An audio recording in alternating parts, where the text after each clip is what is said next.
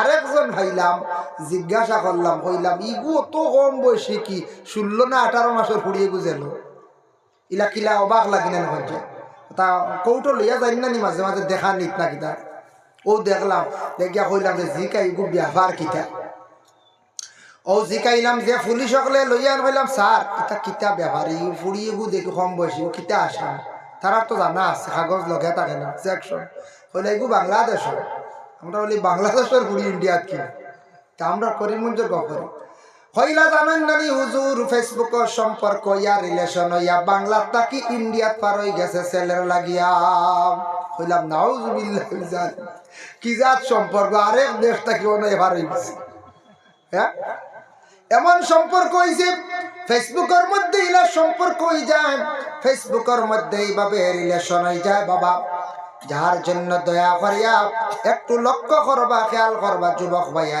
Mobile চালাইতে রে ভাই চালাও মোবাইলটা সুন্দর করিয়া চালাও জীবনের মূল্য দাও জীবনের দাম আছে বাইরে মোবাইল কোনোদিন আল্লাহ কে বাস্তে ফটোগুলা কেউ ছাড়িও না কোনো মহিলার ফটো ছাড়বা চিরজীবন ফটোটা নেটো রইব মহিলা বৃদ্ধ ইয়া মারা যাইব আর মানুষে ফটোটা বারবার দেখবা বদগুমান করবা যত গুণা হইব গুনার একটা বার তোমার জীবনে তুমি ভাইবাই কেউ যদি ছাড়িয়া তাকে কাটার চেষ্টা করো কোনো মেয়েদের ফটো দয়া করে ছাড়বা না আর কোনো মানুষত আউরি কোনো বাদ মাত এখান রেকর্ডিং দিতা ছাড়িয়া মানুষের লজ্জিত করবা না যতদিন চলব নেট গুণা হইব গুনার একটা অংশ আপনার জীবনে ভাইবাই এক দেশ থেকে আর এক দেশে যাইতে হইলে পাসপোর্ট ভিসা ইমিগ্রেশন না হইলে যাওয়া যায় না মেয়েটার দেখো কতটুক সাহস ছেলেটাকে প্রণবল দিয়াছে মেয়েটারে অন্য দেশ থেকে আর এক দেশ আনছে গোয়েন্দা সূত্রে খবর মিলছে পুলিশে হ্যারাসমেন্ট করছে ও 2 জনকে নিয়ে জেলখানার মধ্যে নিয়ে রাখছে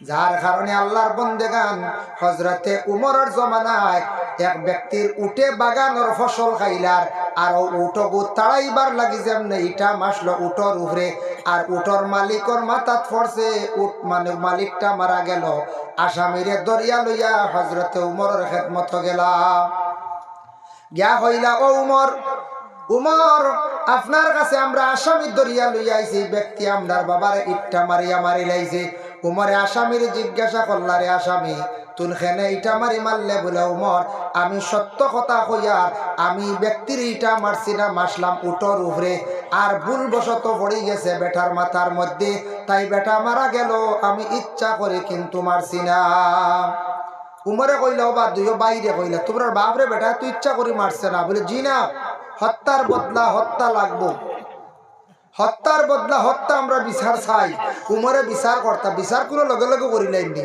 ম্যাজিস্ট্রেট হইলানি আল্লাহ আজত খাটে 3 মাস বাদে ছাড়ি দিয়ে বাদে আস্তে আস্তে চার্জশিট টানে ফাইনাল রিপোর্ট এর বাদে সাক্ষী টানিয়ে বহু ইচ্ছা নিয়ে সাজা দে আনাইলে খালাস দিলে কইলা ঠিক আছে তুমি তাকো আর তুমি তান যাও আমি বিচার করবো এমনি খবর দিব বিচার করবো তুমি অন্য তাকো দিতে পারতে না আসামি তো বলে মহামান্য আপনি আমার উমর আপনি আমার চূড়া ছাড়িয়া দেখো একটা আমার বাড়ির যাই আর আইন বলে না না আসামি বাগিবা তুমি আসামি বাগিব না এখন চাই বলে না আমার তোরা সুযোগ দেও বলে যাইতে পারতে না তোমার জামিন ফাইলে দিমু জামিন ফাইলে দিমু জামিন খে হইতো না চিনা না জানা দারো এক সাহাবী আসলো তার নাম আসলো আবু যর গফারি রাদিয়াল্লাহু তাআলা আনহু রাসূলুল্লাহর সাহাবী ও সময় উমরে কইলা রে বা খেনে তুন যাইতে বাড়িত খালি কস ও সময় সে কইল ও উমর আমার বাড়িত যাই আমার একটা আপন ভাই আছে বাইর কিছু সম্পদ আমার কাছে আমানত আছে আমার বাইর সম্পদ খানাইতা বাইরে সমজাইয়া বাইর কাছ থাকি বিদায় লইয়াই যদি আপনি আমার রায় দিলেন হত্যার কথা তাহলে আমি মারা যাইমু বাইর সম্পদ কিন্তু আমার কাছে রইব আবু জরে শুনিয়া কইলার ইলা বালা মানুষ খানো হইতা বাইর সম্পদ কর সমজা নির্জা ইলে আসল না কোনো খানো বাইর সম্পদ মারিয়া খাইবা না হ্যাঁ বাইর সম্পদ মারিয়া খাইবা তারিখে তার বাইর আমানত সমজা নির্জা কত বালা মানুষ ইগু বাগিত নাই উমর আমি জামিনদার উমরে কইলা তুমি চিনো না জান না আন্দাজ জামিনদার বলে ও আয় নাতে আমি আছি আমি ক্ষতিপূরণ দিব যাওয়ার বাড়িত যাও আইও জলদি দৌড় দিছে বাড়িত গেছে বাড়িত গিয়া বাইর আমানত সমজাইয়া বাইরে কইছে রে ভাই বাগান ফাড়া দেওয়াত লাগলাম, ভুলবশত ইটা মারলাম, উঠ তাড়াইবার লাগি আসামি বনি গেলাম। বাইরে হয়তো তোমার লাগি জীবনের শেষ দেখা, যাইয়ার গিয়া বাইরে বিদায় লইয়া যদি ভাগ্যে যদি তাকে জিন্দা তাকে ঘুরিয়া আসমো, নতুবা বাই চিরতরে বিদায় লইয়া যাইয়ার গিয়া বাইর কাছে হইয়া খান্দি খান্দি বিদায় লইছে। আগইয়া বাই আইছে আর খরইয়া আফন বাই দৌড়াইয়া আইছে উমরের পাশে। উমরে বিচার আরম্ভ করছেন। হযরতে উমর আল ফারুক রাদিয়াল্লাহু তাআলা আনহু কইলা রে বাপ, ও বন্দা তুমি কৌসাই আজকে সত্যি করে কই কোন কারণে তুমি ইট্টা মারলা? এসে আবার বহু জবাব দিল, কইল উমর আমি ইচ্ছাকৃত অবস্থা আমি মারছি না, বলে এখানে বলে উঠ তাড়াইবার জন্য মারাত লাগলাম, বেটার মাথাত পড়ে গেছে আইজো আমি হইয়ার। ও সময় উমরে আবার কইলা ইনু তো এমন সাক্ষী নাই, দুইও বাইরে ডাক দিয়া নি কইলা কৌসাই ই ব্যক্তি যেখান মাত আগেও কইছে এখনো মিছা কইছে না, তোমরা এই বাইগুড়ে যদি মাফ দিলাও ছাড়ি দেও আমিও তারে ছাড়ি দেব, কিয়ামতের দিন আল্লাহ ওয়ালা তারে ছাড়ি দিবা। সুবহানাল্লাহ। দুইও ভাইয়ে শুনিয়া কইলা বাই যে হক মাতের বারবার দেখিয়া মনে হয় হলো হইতে পারে। ও সময় দুইও ভাই উঠিয়া কইলাম এই বাইর জামিন হইসলা আবু যর গফারি বাবা সাহাবী আল্লাহ রসুলের সাহাবী আল্লাহর বান্দা, তুমিও একজন হক মানুষ, এই ব্যক্তির জিম্মা তুমি লইসলাই। আর আমরা দুইও ভাইয়ে ইমানি হাইসিয়তে এই বাইরে আমরা আল্লাহর ওয়াস্তে মাফ করিয়া দিলাইলাম। এই কথা শোনা মাত্র হযরতে ওমর আল ফারুক রাদিয়াল্লাহু তাআলা আনহু কি করছেন, লগে লগে হযরতে উমরে কইলা যা তোরে আমিও ছাড়ি দিলাম, চিন্তা করিস না কিয়ামতের দিন আল্লাহ তোরেও ছাড়ি দিবা। এর লাগি বাইরে দুনিয়ার যদি কোনো মানুষের যদি দোষ করে তারে মাফ দিলাইবা, তারে আল্লাহ কিয়ামতের দিন ছাড়ি দিবা। কোন দোষী মানুষরে যদি আপনি ছাড়ি দেন মাফ দিলেন ছাড়ি দিবা আল্লাহ, কিয়ামতের দিন আল্লাহ ছুটি যাইব। এর কারণে কোন মানুষের কাছে যদি কোনোদিন দোষ করিলাই যত কারণ কাকতি মিনতি করিয়া এই মানুষের কাছ থেকে ক্ষমা চাইবা মাফ চাইবা, সে যদি মাফ দিলাই আল্লাহ কিয়ামতের দিন আপনার আমার ওয়ালা মাফ দিলাইবা। কখনো সুবহানাল্লাহ। যার জন্য সাহাবায়ে কেরামদের জীবনী আমার কইলো কিছু কইলাম, এর জন্য আল্লাহর বন্দেগান দেখো আমাদের নবীর সাহাবী হকলের জীবনী শুনছেন তো একটু, এটা কইলে শেষ হইতো না। আবু বকরের সামান্য একটা জীবনী হয়, হযরতে আবু বকরের কত ইহতিরাম আদব আসলো দেখো। আমার নবীর সামনে দিয়ে হাঁটিয়া যাইতা, কিন্তু রাসূলুল্লাহ কোনদিন রাসূলুল্লাহর পিছন দিকে তাই ফাড়াও মারতা না, হইতা নবী যে জায়গাত কদম রাখছেন আমি রাখতাম না। আবু বকর কোনদিন আল্লাহ রসুলের আগে হইয়া তান হাঁটিয়া যাইতা না, নবীজিরে সম্মান করিয়া তান সামনে দিয়া দিতাম। নবীজিরে সম্মান করিয়া আগে দিতার লাগি, আগে সম্মান দেওয়া লাগে, বাইরে পরে সম্মান হওয়া লাগে। সম্মান করিয়া মুরব্বী হকলরে আগে নমাজ দিও, রাস্তায় হাঁটিয়া যাইতে সময় যুবক ভাইয়ের মুরব্বীরে আগে দিও, মেসাব পাইলে আগে দিও, পিছে পড়িও। আল্লাহ একদিন সম্মানী বানাইয়া তোমারে আমারেও লাগে দেওয়াইবা, যার কারণে আল্লাহর বন্দেগান। এর জন্য রাসূলুল্লাহ সাল্লাল্লাহু আলাইহি ওয়াসাল্লামের মায়ার সাহাবী হযরতে আলী রাদিয়াল্লাহু তাআলা আনহু আল্লাহর রাসূলের সাহাবী এবং তান দামান। এই তো রাসূলুল্লাহর দামান এবং রাসূলুল্লাহর সাহাবী। খারে বিবাহ দিছুন, ফাতিমারে বিবাহ দিছুন আল্লাহর রাসূল। হযরতে ফাতিমারে বিবাহ দেওয়ার আগে বিভিন্ন জায়গা থেকে আরবের বিবাহের পয়গাম আসলো, ভালো ভালো পরিবার থেকে নবীজে দিলানা। আল্লাহর রাসূলের সর্বশেষে হযরতে আলী রাদিয়াল্লাহু তাআলা আনহুর কাছে ফাতিমারে বিবাহ দিলাইলা। ওই সময় হযরতে ফাতিমা আলীর কাছে দৈনন্দিন জীবনটা কাটাইতরা, কিন্তু বহুত কষ্ট দিন গেছে ফাতিমার।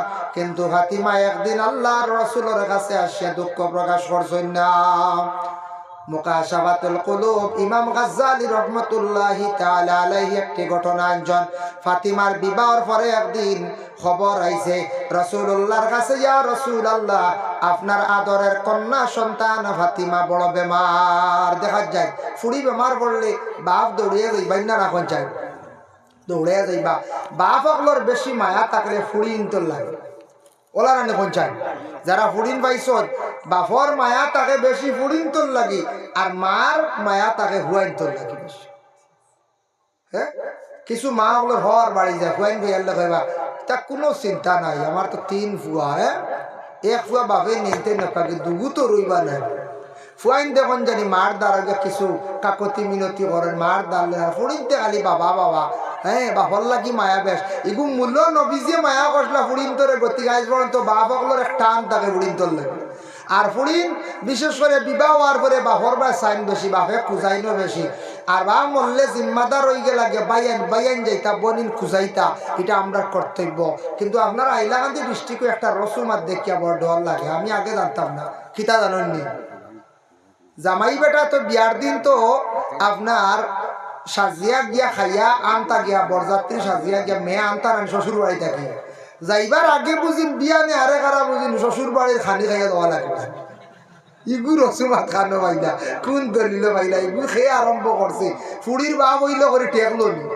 ফুড়ির বাপর জুলুমর ইগু আফুসের মাধ্যমে ইগু বন্ধ হরকুয়া সচেতন জামাই থাকলে আপনারা কোন জানি বলে বিয়া বুয়াক আমার ব্যবসা চাইতে অগুতা কইও বন্ধ করতা বহুত সম্মান পাইবা হৌরে সারা জীবন কইবা দামান পাইছি 300 পিস মাছ তাকি বাঁচিছি 300টা ডিম তাকি বাঁচিছি 300টা বড়া তাকি বাঁচিছি রে এক দামান রে বউ আর যদি সিবি সিবি যদি কইন বলে তাহলে আবু আইন নাকি তাহলে হ্যাঁ কইবা আল্লাহ খালি খাইতে করে লুবি বুঝতে এর লাগি আল্লাহ এগু আমার ধারণা এগু বন্ধ করলে ভালো হইব কি তাহলে জানি ফুড়ির বাহর জুলুম হই তার ও আইয়া বেটা রাইত খাইতো সকালে বা রাইত হইতে এক গাড়ি বুঝিন হটাইন লাগে বুঝি ইয়া আল্লাহ গুতা বন্ধ হরক মেয়ের বাহর জুলুম হই যার ও খালি আইলাখান দৃষ্টিকো আপনার আর না আমি খবর পাইছি মনে কিচ্ছু আমি মানে উঠাক দোয়া আল্লাহ আস্তে আস্তে 1-2 গোষ্ঠীত ফয়লা এক পরিবার উঠাইলে বাদর বিরা ও পরিবার আর এক বিয়ার মাতাই ভাই আল্লাহ কবা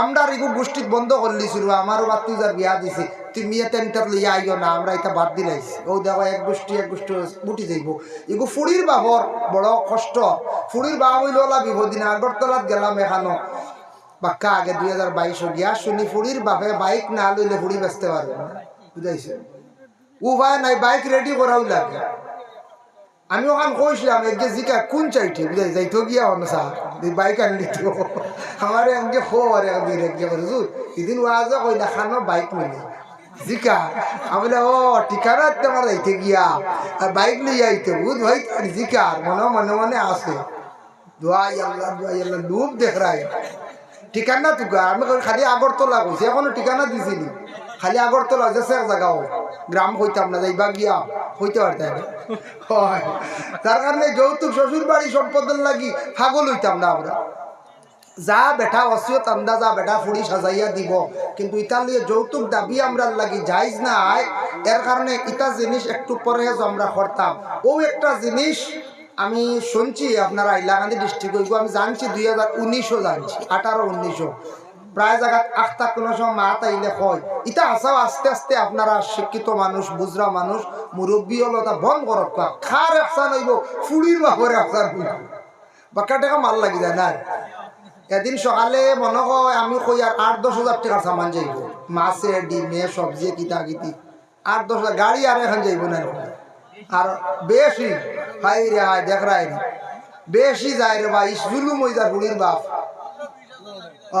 15-20 ইয়া আল্লাহ অগুনটা বাসাত কোয়া বালা এগুলো সুমাতিও কোনো বিয়ার কোনো গাইডলাইনও নাই বুঝতে বিয়ার গাইডলাইনও ইফতারিও নাই বিয়ার গাইডলাইনও আপনার মসাজ এটাও নাই এটা আমরা দেশের রসুমাত চালু এটা কিতাব থেকে জানেন না দেখুন আগে এক সময় আসলাম এক যুগ আসলো যে যুগ কোনো নেটওয়ার্ক সিস্টেম আসলো না বাজার আর গণ হইলা মিঠাই আসলো না যে বাজার গিয়া মিঠাই খাইলাই মইতা আসলো না মার বড় চিন্তারে আই সুঙ্গা ফুড়ি আমরা খাইয়া বিরন দান পাইছি কুটাইয়া বিরন মশা খাইয়ার আমার ফুড়ি গু দিছি এক জায়গাত বিয়া আমার ফুড়ি গুতার বাড়ির তোরা যদি মশা লইয়া যাইতাম ও সময় মশা এখন বানাইয়া লইয়া গেছলা ফুড়ির বাড়ি ও নেওয়া আরম্ভ হইছে হইতে হইতে একটা সিলসিলার লাগান রসুমাত আরম্ভ হয়ে গেছে গিয়া আগন মাস কইলা তোরা ফিটা লইয়া যায় ও আগুন মজা ফিটা চালু হয়ে গেছে ইফতার কিন্তু এটা বালা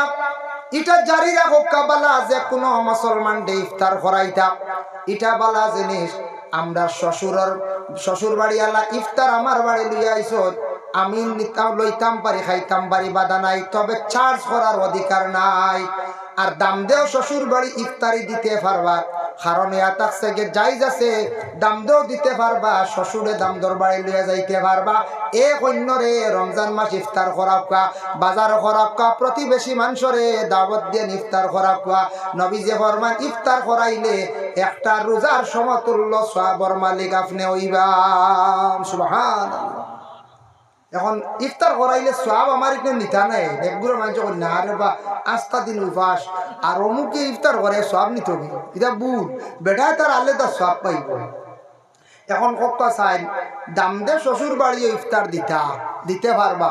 ইফতার সবে করানি সুন্নত সবে। এখন দাম দে যদি ইফতারি লইয়া যায় শ্বশুর বাড়ি, মানুষে কিতা কইবা আমরা দেশত একগুলো আসন ও খামো খালে বা ওই দেখো হৌর বাড়ি টুটো উঠতে আইছি, কইবার কইবার টুটো উঠতে আইছে।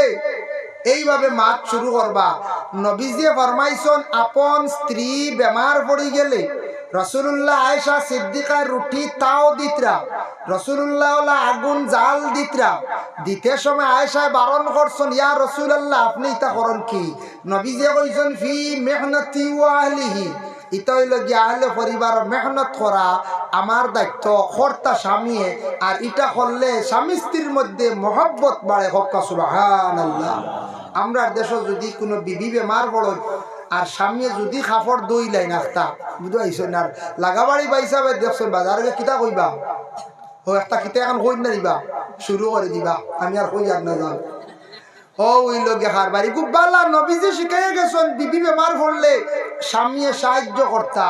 কোন সময় বাচ্চা বেশি কান্দে কুলো আপনি লোকা বিবিয়ে বাত বাড়কা, এটা আপনি স্ত্রীর সাহায্য করলে মহব্বত বাড়ে। ফি মেহনতি ওয়াহলি, বিবিয়ে কইবা আমার স্বামী বহুত ইহসান করদা আমারে, প্রয়োজনে আপনি সাহায্য করতে। আয়েশা সিদ্দিকারে আল্লাহর রসুলের নিজে সাহায্য করছেন। সুবহানাল্লাহ। আর আমরা সাহায্য যদি করাত লাগত কাপড় মেলাত দেখিলেন যদি গাটো কাপড় দোয়াত দেখিলেন যদি উপায় নাই মারি লিছে জানে মারি লিছে আস্তা বাজার লই লিব ও তার লাগে ডরাইয়া বা বেঠাই দিই তার ডর সাত দিলাও অনেক কিন্তু ডরাইয়া হাসাও সাত দিলাও অনেক কিন্তু ডরাইয়া এটাত লাগুন না কোন দোয়াই আল্লাহর উপায় নাই। কোন হাল হইব বুঝে ফতেকাটা আটা যাইতো না। কিন্তু আমরা বালা ইসলামর বিধান ইসলামর আদেশ ভালো খামতারে আমরা কোনো সময় হাসির চাট্টার পাত্র বানাই নাই। দুইটা বালা রানী ঘরের বিবিরে সাহায্য করা। ফাতিমারে যেই সময় আল্লাহর রাসূলে যেই সময় বিবাহ দিলাইলা হযরত আলীর সঙ্গে বিবাহ দেওয়ার পরে বেমার খবর আইছে, বাবা জলদি করি ফাতিমার বাড়িতে গেলাম, সঙ্গে একজন সাহাবীরে লইয়া গেলা, এর নাম হইল হাসান বিন আলী। এক সাহাবীরে লগে লইয়া গেছে, গিয়া গরুর সামনে গিয়ে দেখুন রাসূলুল্লাহ ইজাজত চাইছেন, ও মা ফাতিমা আমি তোমার বাপ আইছে। গিয়াও গরু ঢুকছই না। ফাতিমায় জলদি করি শরীরটারে ডাকিলে একটা চাদর দিয়া ডাকিয়া কইলা, আব্বা আপনি ঘরে তো শিবা নয়, আল্লাহর রাসূল ঘরে গেলা। যাওয়ার পরে গিয়া দেখো ফাতিমার শরীরের মধ্যে কিছু অংশগুলা খালি, একটা চাদর গায়ের মধ্যে জড়াইল। দেখিয়া রাসূলুল্লাহ গিয়া ফাতিমার চাদরটা উপর দিকে টান দিলা, দেখুন ফাও বাহির হয়ে গেছে, ফায়ের দিকে টান দিছন ফাতিমার উপর দিক বাহির হয়ে গেল। এইভাবে 2-3 বার টান দিয়া দেখছেন ফাতিমার শরীরটা ডাকছে না। ও সময় আল্লাহর রাসূল কইলাম, আগো তোমার শরীর ডাকার মতো কি আর দ্বিতীয় চাদর নাই? বলে জি না আব্বা, আমার শরীর ডাকার মতো আর দ্বিতীয় কোনো কাপড় নাই। ওলা কষ্টের জিন্দগি আলীর ঘরে ফাতিমা কাটাই না, কিন্তু একটাবার ফাতিমা কোনোদিন কইলা না, ও আব্বা আপনি আমারে বড় গরিব ঘর বিবাহ দিলা, আলীর সঙ্গে বিবাহ দিয়ে আমারে বড় কষ্ট দিলা রে আব্বা। ইলা কিন্তু ফাতিমা একটা দিন প্রকাশ করছেন না। ও সময় রাসূলুল্লাহ ফরমাইন, মা গো তোমার শরীরের কি অবস্থা? বলে আব্বা আগের থাকি কিছু ভালো। বলে আমার দামান কই গেছেন? বলে আব্বা গেছলা গতকালকে বাহির হইয়া কোনো বা খাজ পাইছেন না, এখন কই গেছে গেছন বাহির হইয়া আমি জানি না। বলে মা গো ফাতিমা তোমরা কি খাইত্রা কিলা চলডায়? বলে আব্বা আজকে 2 দিন হইছে আমি অসুস্থ, তেমন কোনো কিচ্ছু নাই, চুলার মধ্যে আগুন জ্বলেছি না আব্বা। ও আব্বা একমাত্র খাজুর আর পানি খাইয়া আমরা জিন্দগিটা খাটাই। আর ফাতিমা অত কষ্ট করিয়া আল্লাহর রাসূল আর হযরতে আলীর ঘরে জিন্দগি কাটাইলা। একটা দিন তার স্বামীরে তুচ্ছ কথা কইছেন না, কঠোর কথা তেমন কইছেন না। হযরতে আলী হইলা কইছেন না গো ফাতিমা তোমারে আনার কারণে আমি বড় কষ্ট করিয়া। অগো ফাতিমা ওহান কইছেন আলী কইলা গো ফাতিমা জীবনে আনিয়া তোমার পুরাপুরি সুখ শান্তি দিতাম বাড়িয়ার না, তোমার হক রে আদায় করতাম বাড়িয়ার না। এইভাবে আলী আর ফাতিমার জিন্দগিটা বড় কষ্ট হয়ে গেল বাবা, যার কারণে হযরতে আলী আর ফাতিমার মধ্যে আল্লাহ জালা মহব্বত দিছিলা। আল্লাহর রাসূলে কইছেন ইলা কোন জায়গা কোনদিন আমি এইভাবে স্বামী স্ত্রীর মধ্যে মহব্বত আমি দেখছি না। জোরে হোক সুবহানাল্লাহ। যার জন্য আল্লাহর বান্দাগান এত কষ্ট এক এক সাহাবী হকলর তাদের জিন্দেগি গেছে বাবা। হযরতে ওমর আব্দুল খাত্তাব রাদিয়াল্লাহু তাআলা আনহু বর্ণনা করেন قال بينما نحن عند رسول الله صلى الله عليه وسلم আমরা একদিন রাসূলুল্লাহর খিদমতে ছিলাম। জাতা ইয়াউমিন একদিন দেখলাম ইসতালা আলাইনা রাজুলুন শাদীদু বিয়াদুস সিয়াব, একজন আচানক ব্যক্তি আইছেন তার পরনে কাপড় যেটা এটা সাদা। সাদা কাপড় ব্যবহার করা সুন্নত। সারা এমনি খালা লাগাইত্রা, হ্যাঁ কলিঞ্জা কালার লাগাইত্রা, ব্লু কালার লাগাইত্রা, বিভিন্ন কালার লাগাইছন লাগাই কোনো বাধা নাই। তবে সাদা এক একটা ড্রেস বানাকুয়া জুমার দিন লাগাকুয়া, যুবক ভাইয়েনতে পাঞ্জাবি বানাকুয়া বানাইয়া জুমাত যাও, ঈদর দিন ঈদগাহ যাও পাঞ্জাবি লাগাও বলে খেনে কইলা। দেখুন বিশ্ব নবী এমন একটা ইউনিফর্ম বাহির করিয়া জমিনের মধ্যে বাবা গেলা। ১,৫০০ বছর আগে এমন একটা ইউনিফর্ম বাইর করিয়া গেছেন। কিন্তু আপনি যদি কোনো মিলিটারি ফৌজ ডিপার্টমেন্টে যারা আছে ফৌজির যদি ইউনিফর্ম লাগাইন আপনি আইনত দণ্ডনীয়। পুলিশের ইউনিফর্ম লাগাইলে আপনি আইনত দণ্ডনীয়। আপনি উকিলের সাজ যেটা গড়ে যদি লুকাইতে পারেন লাগাইতে পারেন লাগাই, উকিলের সাজ লাগাইয়া কৌটোর বারিন্দা আপনি আটিলে আইনত দণ্ডনীয়। টিকেন যদি আউরি লাগাই দেন, এটার যদি স্যাম্পল যদি আপনার নম্বর থাকে না তাহলে আইনত দণ্ডনীয়। যার কারণে আমার নবী এমন একটা ইউনিফর্ম বাহির করিয়া গেলা।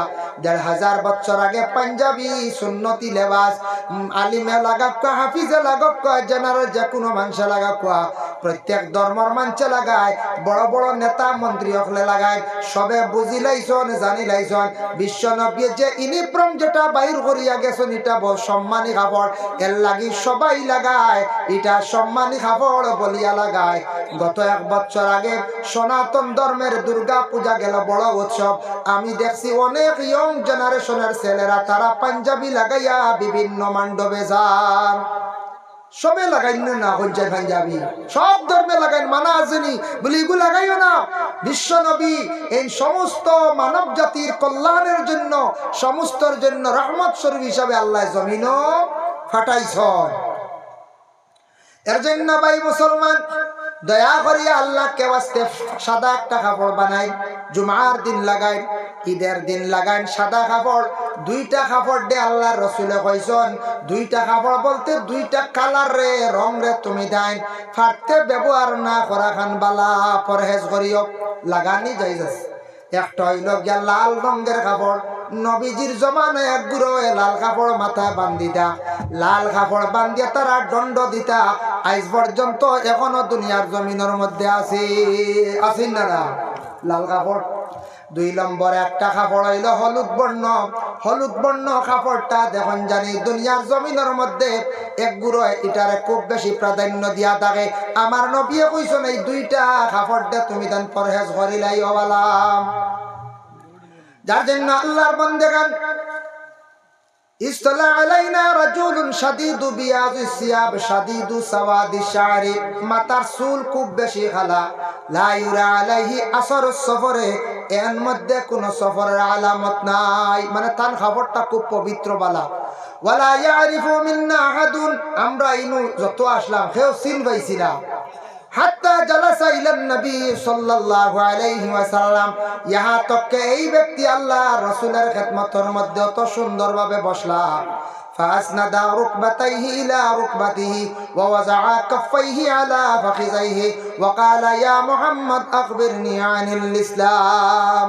এই ব্যক্তি আল্লাহ রসুলের হাঁটুর সঙ্গে হাঁটু মিলাইয়া দুকান হাত এইভাবে জানুর উপরে রাখিয়া বড় আদবর সহিত বড় সুন্দর ইয়া বসিয়া রইছেন। সে বলে ও ব্যক্তি উমরে বর্ণনা করডা হইতরা এই ব্যক্তি আল্লাহ রসুলের সামনে এত সুন্দর ইয়া বসছ আদবর সহিত। এর লাগি বসার মধ্যে আদব আছে, মাতর মধ্যেও বাবা আদব আছে, চলার মধ্যেও আদব আছে। মানুষের জীবনে যদি সব জিনিসের মধ্যে আদব যদি ফিট করে না, নবী যে কেলা খাইসলা ঘুমাইসলা তা যদি জানে না, জানিয়া রাখবা মানুষে যত জ্ঞান অর্জন করুক, যত টেকা হোক, আদব আখলাক চরিত্র সুন্দর না হইলে তার জীবনটা সুন্দর নাই। মানুষে বেয়াদবি বলিয়া মানছে ডাকিবা। এর লাগি আদব বাজারও মিলে না, আদবের কোনো মার্কেট নাই, আদব ফার্সেলে আয় না। আদব হইল নবীজির জীবন আদর্শ, চলা চরিত্র মাত কথা, এটা যদি আমরা যদি সুন্দর করি না, আমরা যদি চলাটাও সুন্দর হইতো, মাতও সুন্দর হইতো। বলেন সাহাবি ওগুলোর জীবনী ফড়কা, অলি ওগুলোর জীবনী ফড়কা, জীবন বাস্তবায়িত হইব। আমরা পড়ার কিছু দরকার আছে। সবে বাংলা পড়া জানি না পঞ্চায়েত, সবে বাংলা পড়া জানি, বাংলা পড়ে আমরা জানি, বাংলাভাষী আমরা, বাংলা ভাষায় অবগত না না। আজকে ইনু যত আছি, সেও 2 ভাষা জানেন, সেও 3 ভাষা, সেও 4 ভাষা, ইলা থাকতাম পারি। সেও 7 ভাষা জানেন মনে করক, কিন্তু একটা কি তো বেশি নাই, জানতায় না, বুঝতেও নাই। সকলে গুজরাটি বুঝবেন, মারাঠি জি না, এর বাদে কেউ আছেন আপনার কন্যা ফার্সি বুঝতান, কেউ আরবি বুঝতা নাই, কেউ আছে বলে আপনার মিশরি ভাষাটা বুঝতা নাই, কেউ চীনের ভাষা বুঝবাইবানি, কি পরিমাণ কেচেন কাচিন ভাষা ওলা রানি ধোয়াই আল্লাহ, কেউ মণিপুরি এটা বুঝতা নাই, কত ডাট ভাষা নানি, তারা বুঝে। আমরাও তো 2-4 ভাষা বুঝি। আগে পিসিওর জমানা আসলো, যখন পিসিওত ফোন করতা মিজোরাম মেঘালয় হন থেকে ফোন আইতো, বাড়িত মানছে গিয়া ফোন করতা, এক ব্যক্তিয়ে শুধু একটা শব্দ জানে মিজু ভাষা, হেওয়ালা ফোন করে, বাড়ির গড়ের রিসিভার ফোন লাগাইলো, পিছিয়ে থেকে লাগাইয়া কইল বিলাল ওএমএম, বুঝাইছেন যারা বাইতে জানে বুঝাইবা, বিলালটে দেও বা বিলাল আসেনি। তখন ও ফুড়িও গিয়া নিয়া দেয়া নিয়া বাগরের বেটি মানছে না, বিলাল ডাক দিলা তোর ফোন আইছে, ও তো রিসিভ হইল, রিসিভারও ফোনও মাতিলা, পিছিওর যুগের কথা কইয়া। আরেক ভদ্রলোকে ওলা একদিন পিসিওত গিয়া, পিসিওর মালিকে গল্প করলা, কইলে এক ভদ্রলোকে ওলা ফোন করিয়া কইছে অমুক ওমেন, হিগিয়ে কইছে অম্ল, অম্ল মানে তো হে মনে করছে দমল, বুঝতে, আসলে অম্লর তো নাই, হে তো ভাষা জানে না, এ রিসিভ করিয়া বই দিছে তো দমল মনে করছে। একটা পিসিওর মালিকে কয় বা তুই তস না কি মাতস না কি, বলি না অম্ল কইছে, বলি জলদি তো দেরি করিস না, বিল হয়ে গেছে বাক্কা এসটিডি কল। ও হেবেটা বুঝছে না, দেখুন আমরা যত ভাষা আছে 2টা 4টা 1টা 2টা 5টা ভাষা জানি, মাত্র এক ভাষা অবগত, কিন্তু আল্লাহ যাই না শোন, দুনিয়ার জমিনে যত বন্দা অকল আসন, যত মানুষ আসন, যার যার এই ভাষায় ডাকিলে সব ভাষা তাই বুঝনেওয়ালা হইলা গিয়া আল্লাহ হোক সুবহানাল্লাহ, এই নই লাগিয়া কে বলে আল্লাহ।